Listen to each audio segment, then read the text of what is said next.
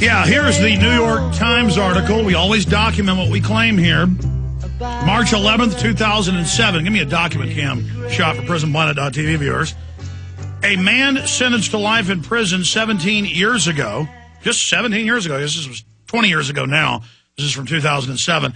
A man sentenced to life in prison 17 years ago after smoking marijuana while on probation for his part in an armed robbery is set to be free. So, smoking marijuana. But that's a more modern case, and that's for breaking parole. The bigger issue here is I've seen cases for just the marijuana 50 years in prison.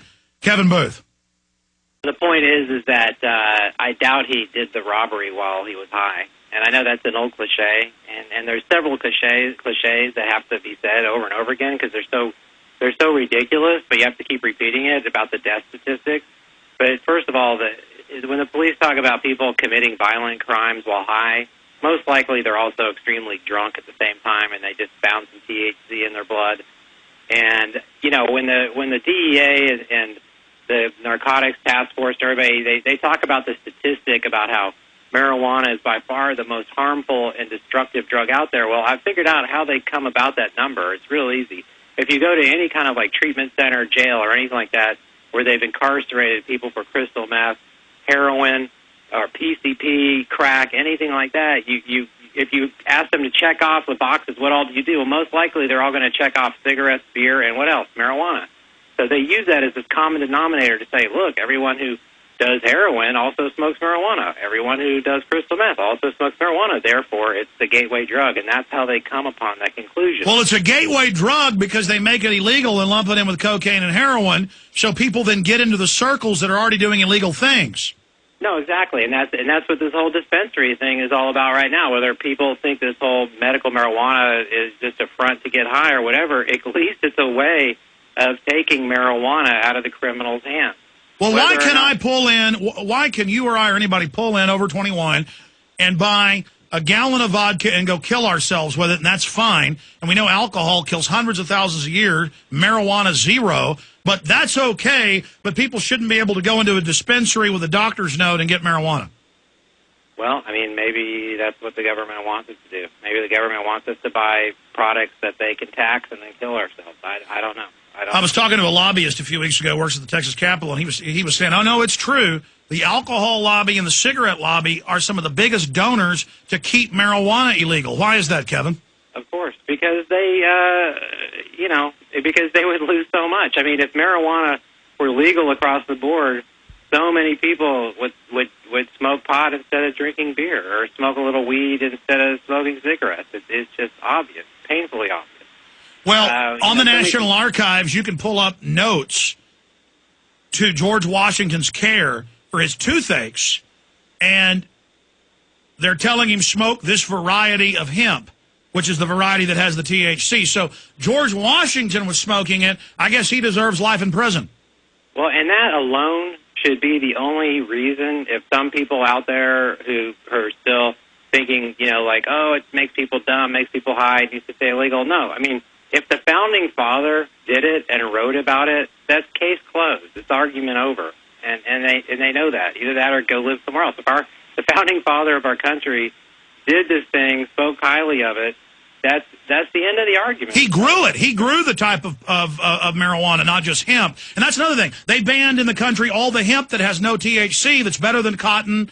I mean, it's something farmers can grow anywhere. The cotton lobbies lobbied to have it banned because they then had machines that could remove and strip and use it. So they said, oh, my God, let's ban this.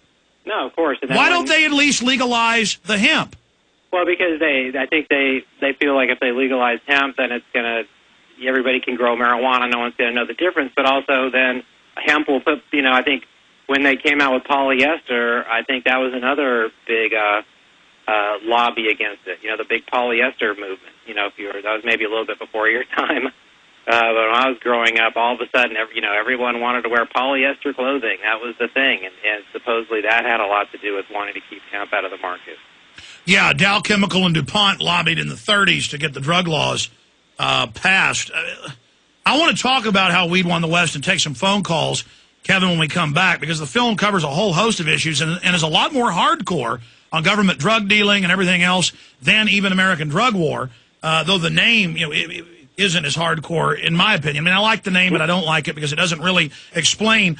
They're now saying in Canada, in Europe, and now McCain's bill, they do want to make vitamin C, other things, plants, aloe vera, melaleuca, prescription, fish oil prescription, and they want to use the same type marijuana laws to do it. So, folks, they've built up this grid, and they're going to try to use it to keep you from getting your vitamins and minerals. So they're not going to stop there. Big Pharma wants to knock out its competition. It's following the drug war paradigm playbook to get that job done. We'll be right back with Kevin Booth. I'm Alex Jones. Stand up for your right. Well, this is fitting music. Get up, stand up. Folks, it's a joke. Stand up for your right. They just demonize everything as a pretext to get regular people in the criminal justice system. And when they made marijuana illegal, a lot more people started using it. If you go back into the 30s and before that the 20s, it was very few people.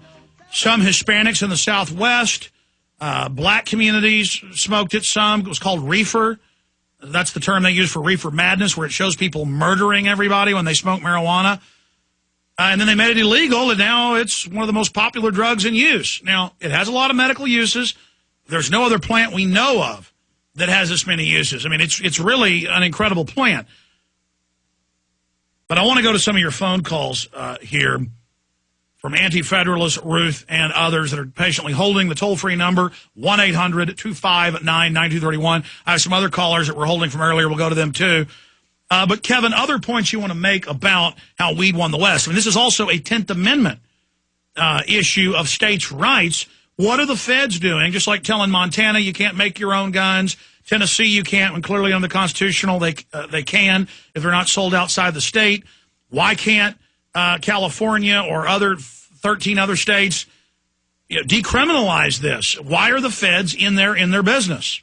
No, I mean, it's completely almost like medieval, like the old days of having the people come from the kingdom to tax you. You know, I mean, people out here in California are thousands of miles away from Washington, D.C., just trying to live their lives and survive economically any way that they can and treat their illnesses the best that they know how.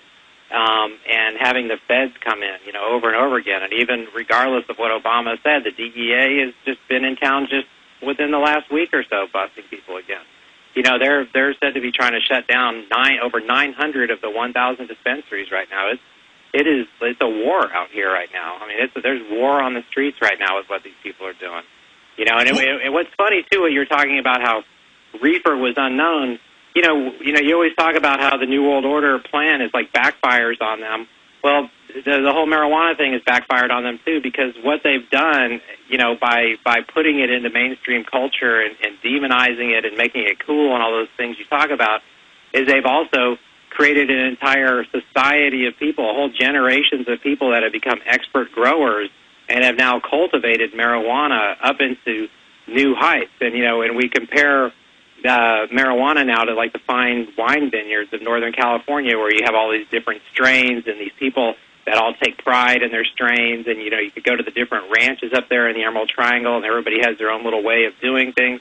And this is all a result from them trying to outlaw it and demonize it. So, I think history repeats itself, and anytime you try to squash people like this, it's just going to rise up. And the DEA still comes out and they'll say, well, the marijuana of today is 70% stronger than it was back in the 60s, and that's another reason why it should be so bad. Well, no. Yeah, but now the pot smokers I know, they just take 1 or 2 hits instead of smoking 3 joints. Exactly, because it's the smoke that's bad for you, okay? Smoking anything is bad for you, I mean, because anything like this dust, breathing dust is bad for you. Putting anything in your lungs is bad for you, yeah. So the whole thing is that the new marijuana is cleaned. If you get the good stuff, it's organic. It's not grown with chemicals. And you just take 1 or 2 hits. A lot of people use vaporizers now. And, it's not anything, you'd have to smoke 100 joints probably to equal a pack of cigarettes as far as just lung damage goes. And then regardless, the government is laundering the hard drug money. They're on record dealing it. And it's time for everybody to come out Ventura's doing it in his book. You're doing it in your film, and just say, stop it. We know. Well, it's also proven too that when they come out here and they're raiding these dispensaries, that they keep the money and they keep the pot and then they resell the pot. Well, did you see the AP article where both the courthouse shooter in Nevada and the Pentagon shooter both got their guns from a police lockup in Tennessee that were confiscated guns? That sounds like a federal operation to me right there. Yeah. I mean, my point is that the cops are incredibly corrupt all over the country, and we know they're making payoffs. And what are they going to do, though, as 60, 70, 80, now in some polls, 90% want drug decriminalization across the board, but the drug dealers and the police and the government want to keep it illegal because they're making all the money?